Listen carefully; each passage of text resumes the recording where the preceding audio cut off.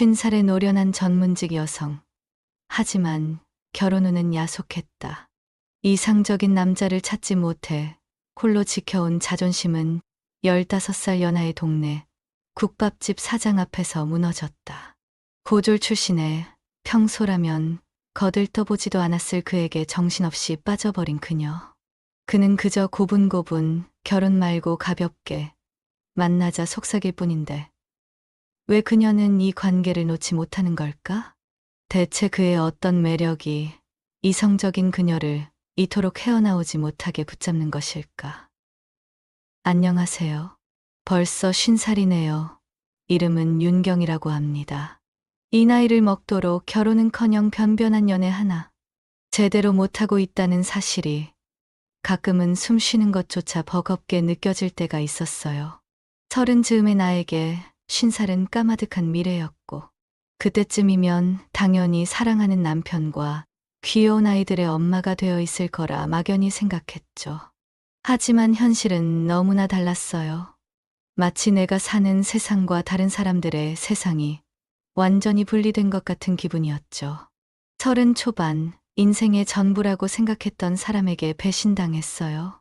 5년을 온 마음 다해 사랑했고 결혼까지 약속했던 남자친구였거든요. 그의 새로운 연인과 함께 있는 모습을 우연히 목격했을 때 세상이 무너지는 줄 알았죠. 드라마에서나 보던 환승이별이었거든요. 심장이 찢어지는 듯한 고통 속에서 한동안 헤어나오지 못했어요. 잠을 잘 수도 밥을 먹을 수도 없었네요. 이유도 모른 채 내가 뭘 잘못했는지 자책하며 매일 밤 눈물로 지새웠죠. 그의 행복한 모습은 나를 더 깊은 나락으로 밀어넣었거든요. 그 상처는 너무 깊어 쉬 아물지 않았죠. 사람을 믿는다는 것 자체가 두려워졌고 내 가치에 대한 의문이 끊이지 않았어요.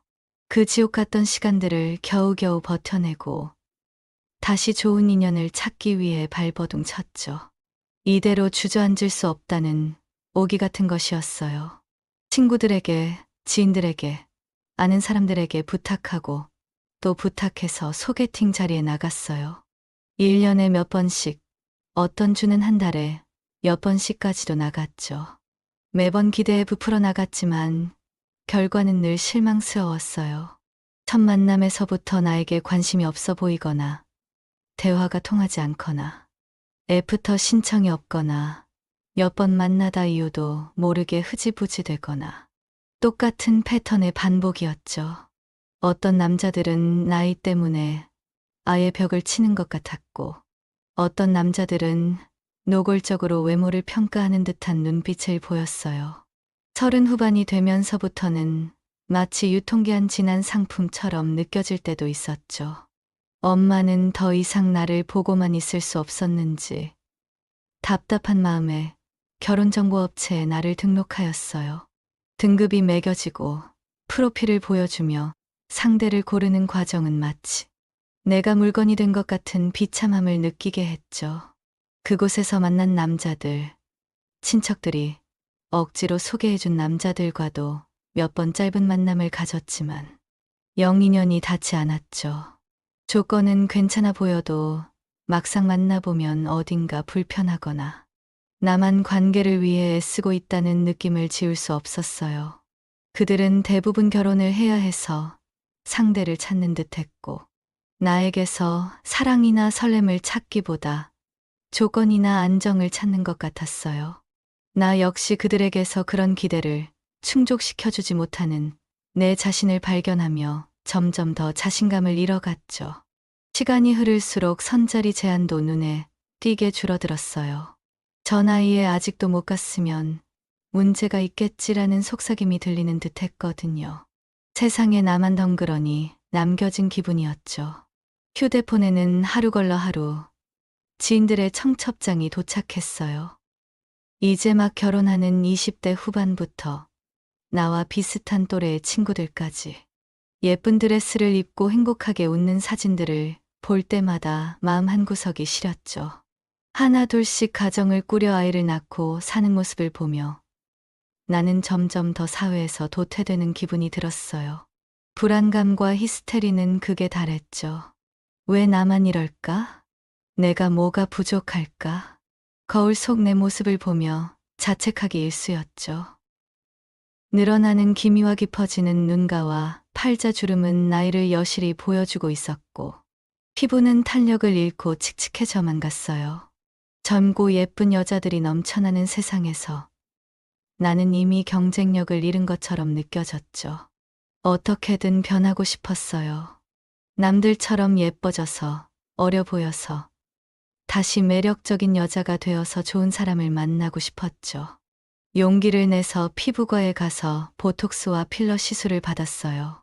조금은 나아진 것 같기도 했지만 이미 타고난 원판 불변의 법칙을 거스를 수는 없었죠.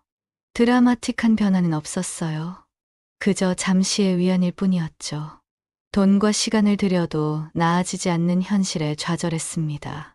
그렇게 외모와 나이에 대한 자존감이 바닥을 치고 있을 때 힘들게 겨우겨우 선자리라도 물어왔죠. 요즘 남자들은 어찌나 눈썰미가 좋고 똑똑한지, 내가 애써 젊어 보이려고 노력한 흔적이나 불안감을 감추기 위해 애쓰는 모습을 귀신같이 알아채는 것 같았어요. 착하고 성실해요라는 주선자의 말만으로는 더 이상통하지 않더군요. 절대로 호락호락하게 넘어오지 않았죠. 몇 번의 만남 후 연락이 끊기는 패턴은 변함이 없었어요. 또 실패했구나 하는 좌절감이 쌓였죠. 이제 선짜리나 소개팅은 거의 끊겼고, 혹시나 하는 마음에 가입한 인터넷 동호회에서도 진정한 결혼, 상대를 찾기보다 가볍게 즐기려는 엔조이 분위기가 만연했어요. 나에게 다가오는 남자들조차 진지한 만남보다는 하룻밤 상대를 찾는 경우가 많았어요. 아, 나 같은 나이의 여자에게는 이런 것밖엔 남지 않았구나 하는 절망감이 밀려왔죠. 그야말로 최악의 상태에 놓여 있었네요. 30 넘어서부터 시작된 연애 시장에서의 고군분투는 40이 넘어서도 계속되고 있었고, 이제는 지치다 못해 이 모든 것을 포기하고 싶다는 생각마저 들었어요. 차라리 혼자 늙어가는 것에 익숙해지는 편이 덜 상처받는 길이 아닐까 생각했죠. 그날은 유독 몸도 마음도 지쳐 있었어요. 매장 재고 조사 때문에 야근 아닌 야근을 하고 5시가 훌쩍 넘어 일이 끝났죠. 다행히 심한 야근은 아니었지만 정신적으로 피로가 극심했어요. 저녁 6시가 다 되어 평소보다 이른 시간에 퇴근해서 터덜터덜 집으로 향하는데 갑자기 배가 무지하게 고팠네요.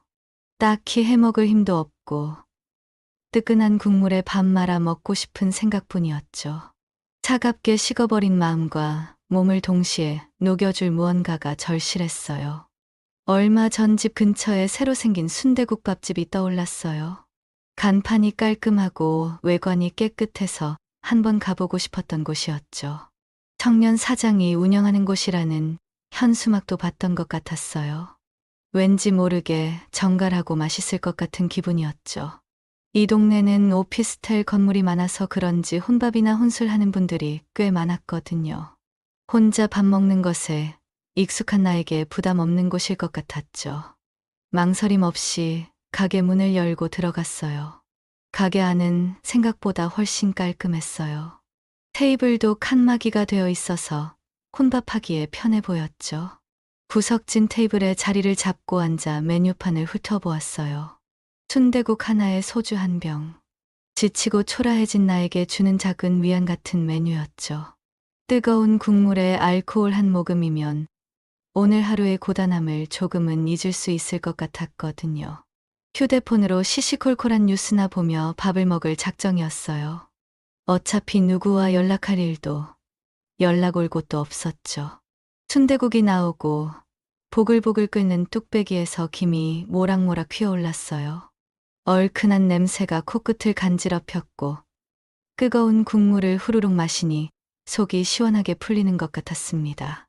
건더기도 푸짐하고 순대도 맛있었어요. 어라, 여기 맛집이네 생각하며 본격적으로 먹기 시작했죠. 그때였어요. 30대 중반쯤으로 보이는 젊은 사내가 내 테이블로 다가왔죠. 깔끔한 셔츠에 앞치마를 두른 모습이 가게 사장인 듯했죠. 손에는 접시를 들고 있었는데 하얀 시루떡이 큼지막하게 썰려 한가득 담겨 있었어요. 손님, 이거 개업떡인데 한번 드셔보셔요. 맛있게 드시고 홍보 좀 해주십시오. 하하. 예상치 못한 호의와 유쾌한 인사에 조금 당황했죠. 보통 이런 개업떡은 초반에 돌리는 건데 한참 지나서 주는 것도 특이했고 무엇보다 젊은 사내가 나에게 이렇게까지 신경 써주는 게 익숙지 않았거든요. 네, 감사합니다. 잘 먹겠습니다. 막상 접시를 받아보니 양이 상당했죠. 내 얼굴만 한 크기의 시루떡이 수북하게 쌓여 있었거든요. 혼자 먹기에는 너무 많은 양이었거든요. 어머, 사장님 이거 양이 너무 많아요. 다 못 먹을 것 같아요. 하하, 그런 건 신경 쓰지 마세요. 드시고 남는 건 예쁘게 포장해서 드릴게요. 그의 목소리는 저음이면서도 부드러웠어요. 인상도 서글서글하니 좋았죠. 눈매가 길게 뻗은 게 시원해 보였고 웃을 때 살짝 접히는 눈꼬리가 매력적이었어요. 무엇보다 말투에서 느껴지는 친절함과 배려심이 좋았네요. 그래요. 사장님 정말 감사해요. 그렇게 떡을 옆에 두고 순대국을 마저 먹었어요. 순대국은 정말 맛있었고 그가 준 떡은 왠지 모르게 더 달게 느껴졌죠. 그의 작은 호의 덕분에 지치고 우울했던 마음이 조금은 녹아내리는 것 같았어요. 혼자 밥 먹는 쓸쓸함도 덜어지는 기분이었거든요. 식사를 마치고 계산을 하러 카운터로 가니 사장님은 환하게 웃으며 다가왔어요. 그의 웃음은 억지가 아닌 진심이 느껴지더군요. 음식 맛있게 드셨나요? 네, 사장님. 정말 맛있네요. 앞으로 자주 오게 될 것 같아요. 집도 가깝고요. 아이고, 감사합니다. 자주 와주시면 저야 영광이죠 했죠. 아참, 남으신 떡은 여기 포장해 두었습니다. 가져가시면 됩니다. 아, 네네. 감사합니다. 그나저나 젊은 사장님이 왜 이렇게 손이 크세요? 손님한테 이렇게 막 퍼주면 남는 게 있어요? 하하. 뭐, 앞으로 자주 오시라고 서비스해드리는 거죠. 일단 한번 와서 드셔보신 분들은 맛 때문에라도 다시 오실 거라고 믿어요. 그리고 손님처럼 단골 손님이라도 되면 저희 가게 입장에선 훨씬 큰 이득 아니겠어요? 단골분들이야말로 저희 가게를 살리는 분들이시니까요. 아, 그렇군요. 사장님 생각하시는 게 남다르시네요. 암튼 감사합니다. 떡 때문이라도 앞으로 자주 와야겠네요. 맛있게 잘 먹겠습니다. 인사하고 포장된 시루떡 봉지를 들고 밖으로 나왔어요. 손에는 따뜻한 떡 봉지가, 마음속에는 그의 작은 호의와 어쩌면 나에게 관심이 있을지도 모른다는 신락 같은 기대감이 자리 잡았죠. 집에 와서도 떡을 보며 괜히 기분이 좋아졌어요. 지치고 외로웠던 마음에 따뜻한 온기를 불어넣어 주는 것 같았거든요. 그날 이후 나는 그 순대국 밥집의 단골이 되었죠. 정말 약속이라도 한 듯 일주일에 2번, 어떤 주는 서너 번까지도 그 식당을 찾아가 끼니를 해결했죠. 때로는 혼자, 때로는 가게 분위기를 느끼며 밥을 먹었어요. 갈 때마다 사장님은 나를 알아보며 먼저 다가와서 활기차게 웃으며 인사를 건넸죠. 어서 오세요, 손님. 오늘 점심은 순대국으로 하시죠? 이쯤 되니 확신이 들었죠. 그 역시 나를 신경 쓰고 있다는 것을요. 그는 나를 볼 때마다 눈이 마주치면 빙긋 웃고 주문을 받을 때나 음식을 가져다 줄 때 짧은 대화라도 걸었어요. 오늘 날씨 좋죠? 일찍 퇴근하시네요? 식사 맛있게 하세요. 그의 사소한 말 한마디가 나에게는 큰 힘이 되었죠. 나 역시 그에게서 눈을 뗄 수 없었어요. 30대 중반이라는 나이에도 불구하고 소년 같은 해맑은 미소를 가지고 있었고 성실하게 가게를 운영하는 모습은 어른스럽고 믿음직스러워 보였어요. 그렇게 수개월째 얼굴을 마주하고 짧은 대화라도 나누다 보니 나도 모르게 그 남자에게 호감이 생기기 시작했죠. 딱히 어떤 사건이 있었던 건 아니었지만 매일 반복되는 지루하고 외로운 일상 속에 그의 존재는 작은 설렘으로 다가왔어요. 그 남자 역시 나를 볼 때마다 눈빛이 달라지는 것 같기도 하고 대화할 때 나에게 더 집중하는 것처럼 느껴져서 나에게 조금의 호감을 가지고 있는 것 같기도 했죠. 어느 날 순댓국을 먹고 계산을 하려는데 사장님이 조심스럽게 말을 걸었죠. 윤경 씨, 잠깐 시간 괜찮으세요? 어느새 호칭은 손님에서 윤경 씨로 바뀌어 있었죠. 그나저나 사장님, 이렇게 성실하신데 결혼은 안 하세요? 아이고, 애인도 없는데 무슨 결혼이에요? 하하. 제 나이 또래 친구들은 하나둘 가고 있는데 저는 아직 갈 길이 멀었나 봅니다. 혹시 윤경 씨가 저한테 중매라도 서주시게요? 재치 있는 대답에 나도 모르게 웃음이 터졌죠. 이런 가벼운 농담을 자연스럽게 주고받을 수 있는 관계가 되었다는 게 신기했어요. 네, 중매는요. 사장님 서주려면 상대가 있어야 할 텐데. 저도 아직 미혼인데요. 아이고, 실례했습니다. 그렇게 우리는 가게 손님과 사장님이라는 관계를 넘어 서로의 삶에 대해 조금씩 알아가는 사이가 되었죠. 또 다른 날이었어요. 순대국밥을 다 먹고 가게 앞에 설치된 자판기에서 커피를 한 잔 뽑아 마시고 있었죠. 밤늦은 시간이라 손님도 거의 없었고 가게 안은 정리하는 소리만 희미하게 들렸어요. 그때 사장님이 다시 나에게 다가왔죠. 오늘따라 조금 더 진지한 표정이었어요. 윤경 씨, 혹시 부탁 하나만 드려도 될까요? 왠지 모르게 평소와 다른 그의 모습에 심장이 쿵쾅거렸죠. 네, 사장님. 무슨 부탁이세요? 저희 가게에서 얼마 전부터 배달 서비스를 시작했거든요. 그런데 가게 앞에 오토바이 세울 데가 마땅치 않아서요. 단속도 심하고 배달 나갔다 들어올 때 잠깐 세워둘 곳이 필요하거든요. 혹시 말이에요. 윤경 씨 사시는 건물 주차장 한 편을 아주 잠깐만 이용해도 될까요? 배달 다녀오고 금방 빼니까. 폐에 끼치지는 않을 거예요. 전혀 예상치 못한 부탁이었죠. 사적인 공간인 주차장을 빌려달라니. 잠시 당황했지만 그의 간절한 눈빛과 곤란해하는 상황이 눈에 들어왔어요. 젊은 나이에 어렵게 가게를 시작해서 어떻게든 해보려고 발버둥 치는 모습이 안쓰럽기도 했죠. 우리 건물 주차장은 꽤 넓었고 입주민 외에는 거의 이용하지 않아 항상 비어있는 공간이 많았거든요. 한쪽 구석이야 잠깐 세워두는 것 정도는 괜찮을 것 같았죠. 아, 네네. 사장님, 그러세요. 비어있는 곳 있으면 잠깐 세우세요. 내 말이 떨어지기가 무섭게 그는 두 손을 모으며 90도로 허리를 숙이며 꾸벅 인사했죠. 그의 얼굴에는 감사함과 안도감이 가득했어요. 아이고, 감사합니다. 윤경 씨, 신세 제대로 졌습니다.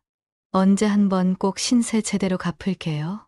쑥스러워하면서도 진심으로 고마워하는 그의 모습에 나도 덩달아 기분이 좋아졌죠. 아닙니다. 괜찮아요. 별것도 아닌데요, 뭐. 그때였어요. 그가 주춤거리며 조심스럽게 말했습니다.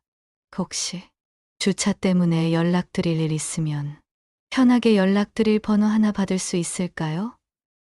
혹시라도 차 빼달라고 하거나 할 수도 있어서요. 주차를 핑계로 연락처를 달라는 그의 속셈이 너무나 명확하게 보였죠. 물론 나쁜 속셈이라기보다는 나에게 관심이 있으니 연락할 구실을 만들고 싶어 하는 것처럼 느껴졌죠. 그의 진심이 담긴 눈빛을 보니 싫지 않았어요. 아니, 사실은 속으로 드디어 하고 외치고 있었을지도 몰랐죠. 지긋지긋했던 외로움과 마른 땅 같던 내 삶의 단비가 내리는 순간처럼 느껴졌거든요. 네, 그러세요. 나는 망설임 없이 내 휴대폰을 건네 그의 번호를 저장하고 내 번호를 입력해 주었죠. 그의 손끝이 내 손에 살짝 닿았을 때 온몸에 미세한 전류가 흐르는 듯 했어요.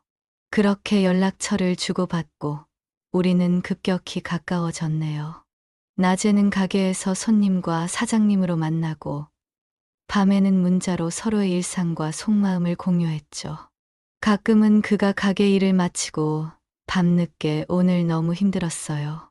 순대국 국물에 소주 한잔 하고 싶네요.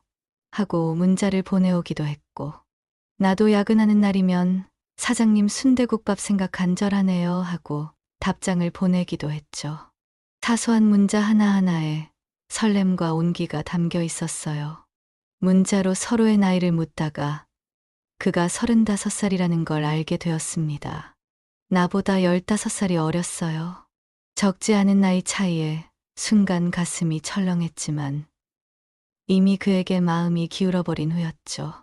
나이 차이는 문제가 되지 않는다고 스스로를 설득했죠. 그리고 자연스럽게 서로의 연애사를 이야기하게 되었습니다. 그는 5년간 직장 생활을 하다 지인의 국밥집에서 2년간 주방 일을 배우고 이 가게를 창업하게 되었다고 했어요. 젊은 나이에 혼자 힘으로 가게를 열었다는 것이 대단해 보였죠.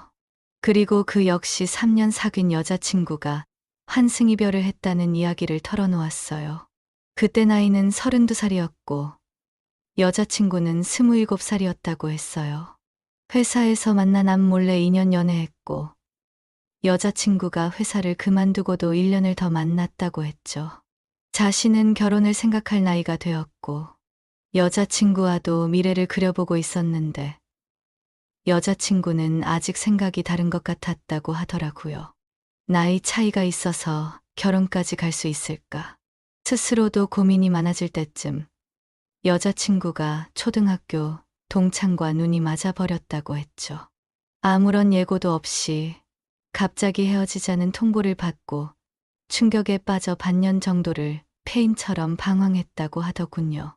술에 의존하며 살다가 이러면 안 되겠다 싶어 원래부터 꿈꿨던 요식업에 뛰어들기로 결심하고 국밥집에서 기술을 배워 이를 악물고 창업하게 되었다고 했어요. 그의 이야기는 마치 내 과거를 듣는 것 같았습니다. 나보다 어린 나이에 그것도 3년을 만난 연인에게 배신당한 그의 이야기. 5년 만난 남자친구에게 환승이별을 당했던 내 과거와 너무나 겹쳐졌죠. 배신감, 상실감, 미래에 대한 불안감. 같은 종류의 상처를 공유하고 있다는 사실에 동질감 같은 것이 느껴졌어요. 마치 서로의 상처를 알아봐 주는 사람을 만난 듯한 기분이었죠. 갑자기 이렇게 진지하고 아픈 속마음을 내 앞에서 쏟아내는데 그것도 맨정신의 말이죠. 순간 우리가 이런 깊은 이야기를 아무렇지도 않게 털어놓을 정도로 가까워졌나 싶어 놀라웠어요. 하지만 그의 진심이 느껴졌고 나 역시 그에게 완전히 마음을 열고 내 이야기를 들려주었습니다. 내 지난 연애의 아픔과 지금의 불안감을 솔직하게 털어놓았어요. 50살이 넘어서도 결혼하지 못하고 매번 인연에 실패하며 얼마나 지치고 외로웠는지 보톡스와 필러 이야기까지 솔직하게 털어놓았죠. 그는 묵묵히 내 이야기를 들어주었고 가끔은 눈시울을 붉히기도 하더군요. 그에게서 위로받고 있다는 느낌이 들었어요. 이 남자, 나에게 진심으로 다가오고 있다는 확신이 들었죠. 그렇게 문자로 사적인 이야기를 나누다가 주말에 그에게서 연락이 왔죠. 윤경 씨, 저녁에 잠깐 시간 되면 차라도 한잔 할까요? 심장이 크게 두근거렸죠. 이게 데이트 신청이겠지. 15살이나 어린 남자에게서 받는 첫 데이트 신청. 너무 오랜만이라 어색하고 설레는 기분이 동시에 밀려왔어요. 애써 태연한 척 답장했죠. 네, 좋아요. 저녁에 만나 근처 조용한 카페에서 커피를 마셨어요. 마주 앉으니 낮에 가게에서 볼 때와는 또 다른 느낌이었죠. 그는 댄디한 캐주얼 차림이었고 가게 유니폼을 입고 있을 때보다 훨씬 더 젊고 매력적으로 보였어요. 왠지 모르게 어색하면서도 설레는 기분이 들었죠. 다시 한번 그의 환승이별 이야기를 이번에는 내 앞에서 직접 풀어놓았습니다. 담담하게 이야기하는 것 같았지만 그 안에 담긴 상처와 아픔이 느껴졌어요. 그의 이야기를 들으며 나도 모르게 감정이입이 되었고 그의 아픔에 공감했죠. 나보다 어린 나이에, 그것도 3년을 만난 연인에게 배신당한 그의 이야기. 5년 만난 남자친구에게 환승이별을 당했던 내 과거와 겹쳐지며 우리는 서로에게 깊은 위로가 되었죠. 같은 상처를 가진 사람들만이 이해할 수 있는 공감대가 형성된 것이었죠. 갑자기 이렇게 진지한 속마음을 내 앞에서 쏟아내는데 그것도 맨정신에 말이죠. 순간 우리가 이런 깊은 이야기를 아무렇지도 않게 털어놓을 정도로 가까워졌나 싶어 놀라웠어요. 그에게서 위로받고 있다는 느낌이 들었어요. 이 남자, 나에게 진심으로 다가오고 있다는 확신이 들었죠. 1시간 정도 이야기를 나누다 보니 저녁 시간이 되었죠. 내가 차값을 냈으니 저녁은 내가 사겠다고 했죠. 그가 괜찮다고 했지만 나는 그의 작은 호의들에 대한 고마움과 오늘 깊은 이야기를 나눈 것에 대한 감사함에 꼭 저녁을 사고 싶었거든요. 그러자 그는 말은 안 그래도 되는데 하면서 근처에 춘천 닭갈비로 유명한 곳이 있다며 거기로 가자는 거다 하더라고요. 그의 제안에 기분 좋게 따라 나섰어요. 닭갈비 집에 도착해 2인분에 소주 한 병을 시켰죠. 지글지글 익어가는 닭갈비 냄새가 식욕을 돋웠죠. 오랜만에 혼밥이 아닌 누군가와 함께 먹는 저녁이었죠. 그것도 7살이나 어린 국밥집 사장님과 함께 붉게 양념된 닭갈비를 뒤집으며 소주잔을 기울였네요. 낮에 나눈 진지한 이야기는 잠시 접어두고 가게 운영 이야기, 동네 이야기, 어릴 적 이야기, 그리고 서로의 꿈과 미래에 대한 이야기도 조금씩 나왔죠. 편안하고 즐거운 시간이었어요. 그의 소탈한 웃음소리, 이야기에 집중하는 그의 눈빛이 좋았죠. 50살이 되어 그것도 15살이나 어린 남자와 이렇게 자연스럽게 이야기를 나누고 웃을 수 있다는 사실 자체가 기적처럼 느껴졌어요. 밥값은 내가 냈으니 술은 또 자기가 사겠다며 2차로 근처 호프집에 가자고 했죠. 시끌벅적한 호프집에 앉아 1500제 생맥주를 시켜 나눠 마셨죠. 시원한 맥주를 마시며 좀 더 편안하게 웃고 떠들었어요. 가게 이야기, 동네 이야기, 어릴 적 이야기. 사소한 이야기들 속에서 우리는 서로에게 더 가까워졌습니다. 시간 가는 줄 몰랐어요. 밤 10시가 훌쩍 넘어 자리에서 일어났죠. 그런데 이게 웬일인가. 하늘에서 갑자기 장대비가 쏟아지고 있었죠. 아까까지만 해도 괜찮았던 날씨가 순식간에 변했죠. 우산이 없이는 잠시라도 꼼짝할 수 없는 상황이었어요. 하늘이 원망스러웠죠. 이런 날 갑자기 헤어지기는 싫었거든요. 민철 씨, 이건 낭패네요. 우산도 없이 이러다 홀딱 비에 젖겠는데요. 그러네요. 어쩌죠? 그의 얼굴에도 당황한 기색이 스쳤어요. 그가 잠시 머뭇거리더니 말했죠. 윤경 씨, 하는 수 없어요. 여기서 잠시만 기다리세요. 제가 편의점에 가서 우산 하나 사올게요. 편의점 저기 코너 돌면 바로 있어요. 안 돼요. 그러면 민철 씨만 비 다 맞을 텐데. 같이 가요. 아닙니다. 괜찮아요. 감기라도 걸리면 어쩌려고요. 오늘 같은 날엔 윤경 씨 보디가드 확실히 해드려야죠. 그는 내 만류에도 불구하고 편의점을 향해 뛰어갔고 그의 뒷모습이 빗속으로 사라졌어요. 100m 남짓 떨어져 있는 거리였지만 장대같이 쏟아지는 빗줄기 속을 달린 그는 우산 하나를 사서 돌아왔을 뿐인데 옷이 거의 다 젖어 있었죠. 머리카락은 이마에 달라붙어 있었고 어깨와 등은 빗물에 완전히 젖어 있었죠. 어머나, 민철 씨, 이게 뭐예요? 이러다 감기라도 걸리면 어떡해요? 안 그래도 오늘 피곤했을 텐데. 서둘러 우리 집으로 가요. 가서 옷이라도 좀 말려야지. 이대로 감기 걸리면 큰일이에요. 걱정되는 마음에 나도 모르게 말이 튀어나왔어요. 그는 젖은 옷을 신경 쓰지 않는다는 듯 새 우산을 펼쳐 나에게 씌워 주었죠. 둘이 쓰기엔 좁은 우산 아래 바싹붙어 걸었죠. 그의 젖은 어깨가 내 팔에 닿을 때마다 그의 체온이 느껴졌어요. 빗소리가 주변 소음을 지워주니 오직 우리 둘만 이 세상에 존재하는 것 같았어요. 급히 집으로 가는 길, 하필이면 지나가던 차가 고인 물 위를 지나가면서 물웅덩이가 크게 튀었죠. 어머나? 하고 내가 깜짝 놀라며 반사적으로 그의 허리에 팔을 둘렀고 그의 탄탄한 허리가 손에 잡혔어요. 잠시 어색한 침묵이 흘렀죠. 그의 숨소리가 가까이에서 들렸습니다. 민철 씨, 미안해요. 무슨 말씀을요?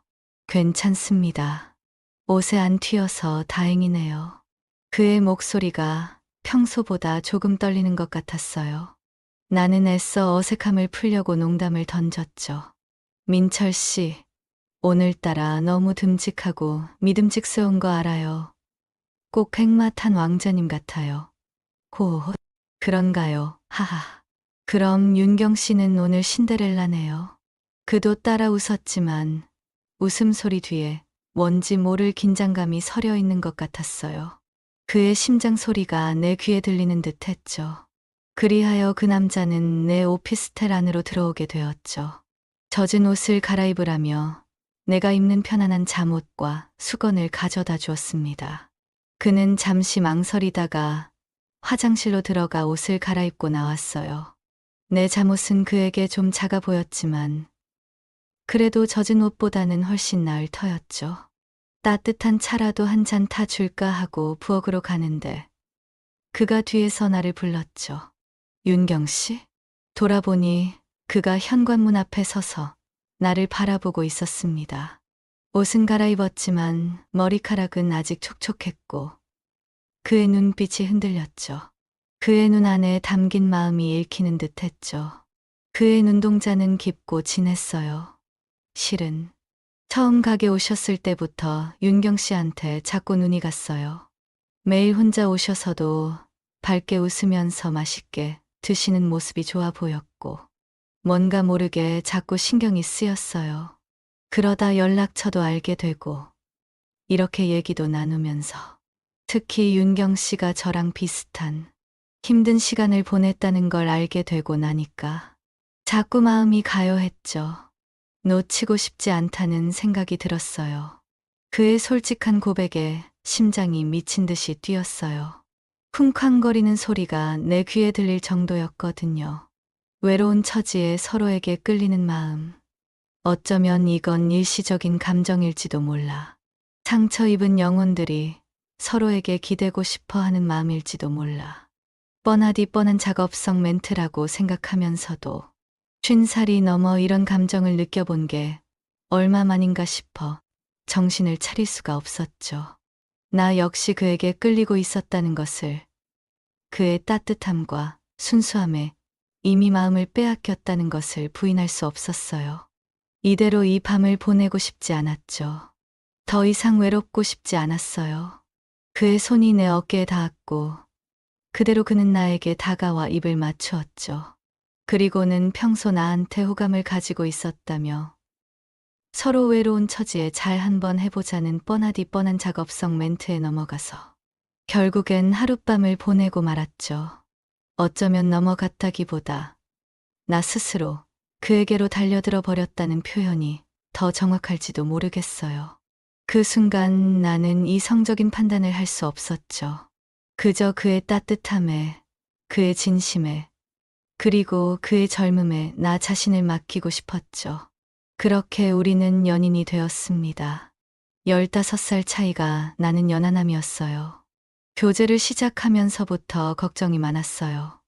내 나이에 대한 부담감, 그리고 그 친구에 대한 불안감. 35살, 이제 막 사업을 시작한 그가 50살인 나를 얼마나 진지하게 생각할까 하는 의문이 머릿속을 떠나지 않았죠. 과거의 환승이별 트라우마 때문인지 아니면 현실적인 나이 차이와 사회적인 시선 때문인지 늘 불안의 그림자가 따라다녔어요. 그의 젊음 앞에서 나는 자꾸만 위축되었고요. 그래도 약간의 우여곡절 끝에 나는 그를 받아들였죠. 그의 순수한 마음, 성실함, 그리고 나를 아껴주는 진심이 느껴졌기 때문이었죠. 그 역시 나에게 진심인 것 같았고, 그의 따뜻함과 성실함의 마음이 움직였어요. 그렇게 5개월째 우리는 이쁘게 만나오고 있었죠. 일주일에 두세 번은 꼭 만났고 소소한 데이트를 즐겼어요. 그의 가게에 가서 국밥을 먹으며 그 일하는 모습을 지켜보기도 했고, 퇴근 후 만나 맛있는 저녁을 함께 먹거나 내 집에서 편안하게 영화를 보기도 했죠. 때로는 주말에 근교로 드라이브를 가거나 둘만 아는 비밀스러운 장소에서 시간을 보내기도 했어요. 평범하지만 나에게는 너무나 소중하고 행복한 시간들이었어요. 오랜만에 느껴보는 설렘과 안정감이었죠. 그의 품에 안겨 있으면 세상 모든 근심이 사라지는 것 같았어요. 나이와 현실을 잊고 그저 사랑하는 연인들의 시간을 보낼 수 있었죠. 하지만 연애가 깊어질수록 그의 마음 한구석에 자리 잡은 망설임 같은 것이 느껴졌다 하더라고요. 미래에 대한 이야기, 결혼에 대한 이야기가 나올 때마다 그는 말을 돌리거나 얼버무렸죠. 그의 눈빛 속에 담긴 깊은 사랑을 믿고 싶으면서도 현실이라는 차가운 벽 앞에서 그의 마음이 흔들리고 있다는 것을 감지했어요. 그리고 결국 그날 그가 어렵게 입을 열었죠. 함께 저녁을 먹고 단골 카페에 앉아 이야기를 나누던 중이었어요. 분위기는 평소와 다를 바 없었지만 그의 표정에는 긴장감이 역력했죠. 윤경 씨, 할 말이 있는데. 그의 진지한 목소리에 심장이 쿵 내려앉았죠. 올 것이 왔구나 싶었죠. 왠지 모르게 불안했죠. 응, 민철 씨. 말해봐 했어요.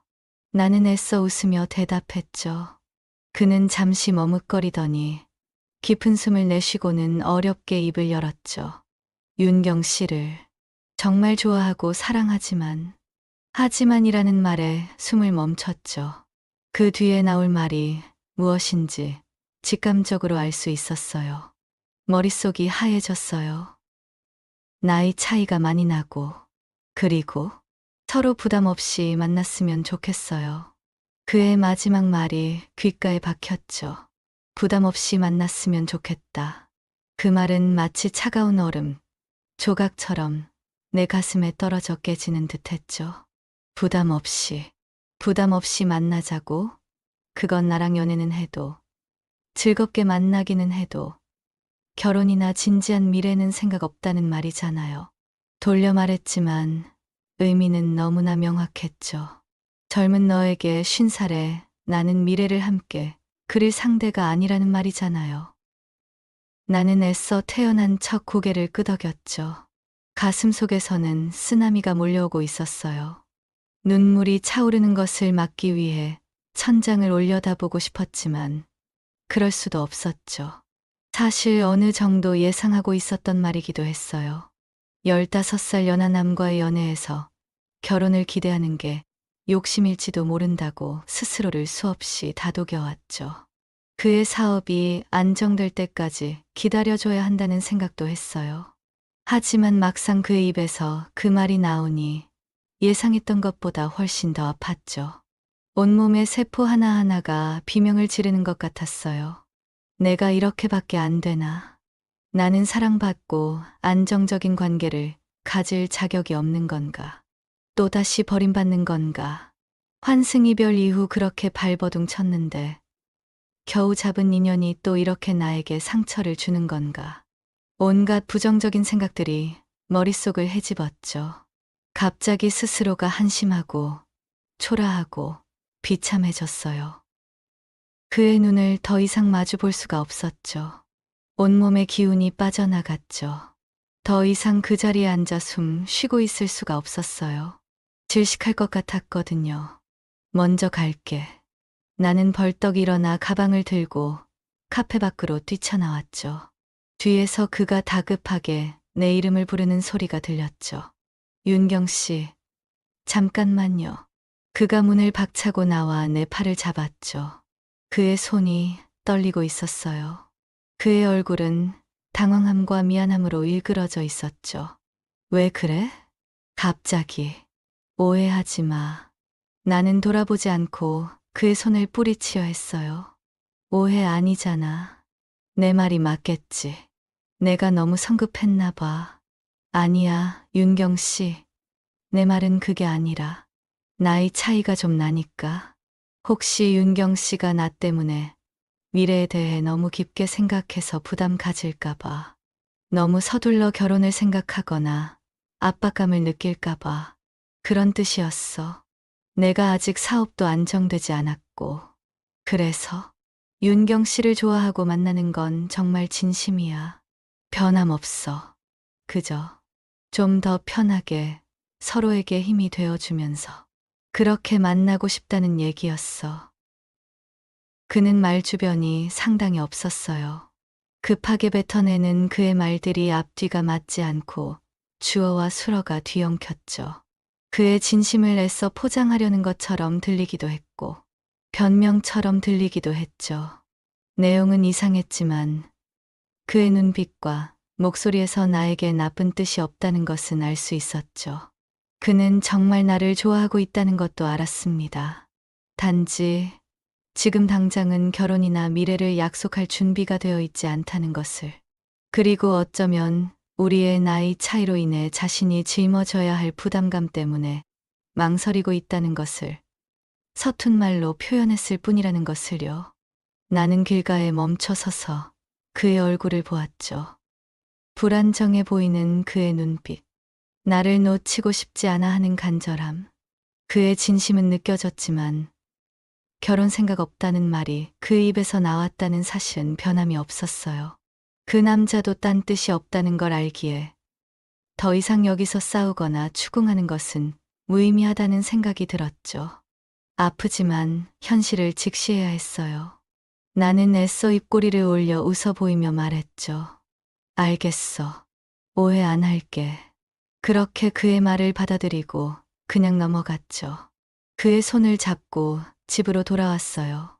하지만 집으로 돌아오는 길 내내 그리고 그 후 며칠 동안 가슴이 먹먹했죠. 그의 말이 계속 귓가에 맴돌았죠. 부담 없이 만나자. 결혼에 대해 너무 깊게 생각하지 마. 아플 수도 있고 이전 이별의 상처가 너무 커서 걱정과 이별의 준비를 가지고 시작한 연애인데 예상했던 것보다 훨씬 더 아팠죠. 그의 진심이 느껴져서 더 아팠는지도 몰랐네요. 그는 나를 아끼지만 그 아낌이 결혼까지 이어질 만큼 깊은지는 알 수 없었어요. 포기해야 하는 부분은 포기해야 한다고 스스로에게 수없이 되뇌었죠. 7살 연하남과의 연애. 처음부터 결혼을 기대하는 것은 무리라고 생각해야 한다고 스스로를 다독였죠. 하지만 좋아하는 감정이 자꾸만 커져가서 감정 컨트롤이 잘 안 되었죠. 그의 따뜻한 눈빛, 다정한 목소리, 나를 향한 그의 마음. 이 모든 것을 어떻게 포기할 수 있을까 생각했어요.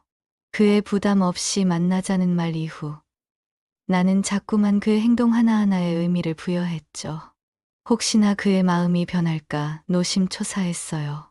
그의 말 한마디, 표정 변화 하나하나에 일희일비했죠. 이런 내 자신이 너무나 싫었죠. 하지만 그는 변함없이 나에게 잘해주었습니다. 여전히 가게에 가면 반갑게 맞아주었고 연락도 자주 했으며 데이트할 때도 나를 최우선으로 배려해 주었죠. 그의 진심은 의심할 여지가 없었어요. 우리는 다시 평소처럼 만남을 이어가고 있었죠. 비교적 순조롭게 잘 만나고 있었어요. 하지만 그의 부담 없이 만나자는 말은 잊히지 않았죠. 마치 우리의 관계 위에 언제 터질지 모르는 시한폭탄처럼 놓여 있는 것 같아요. 연애하면서 나랑은 결혼 생각이 없다니. 그 사실이 자꾸만 가슴 속에서 맴돌며 나를 속상하게 만들었네요. 그의 진심을 믿고 싶으면서도 언제 끝날지 모른다는 불안감과 결혼이라는 단어 앞에서 작아지고 초조해지는 내 모습 때문에 하루하루가 복잡했어요. 이 연애의 끝은 어디일까? 또다시 아픈 이별을 맞이하게 될까? 아니면 그의 마음이 변해 기적처럼 새로운 시작을 맞이하게 될까? 알 수 없죠. 그저 오늘 하루 그의 따뜻한 눈빛과 웃음, 그리고 나를 향한 변함없는 마음에 기대어 버텨낼 뿐이죠. 속상하지만 어쩌겠어요. 지금 이 순간 나는 그를 좋아하고 그 역시 나를 좋아하고 있으니 이것만으로도 충분하다고, 이것만으로도 감사하다고 스스로를 위로했죠. 이 관계의 불확실성 속에서 나는 또다시 나만의 연애의 기술을 배우고 있는지도 모르겠어요. 상처받지 않고 사랑하는 법을, 혹은 상처받을 것을 알면서도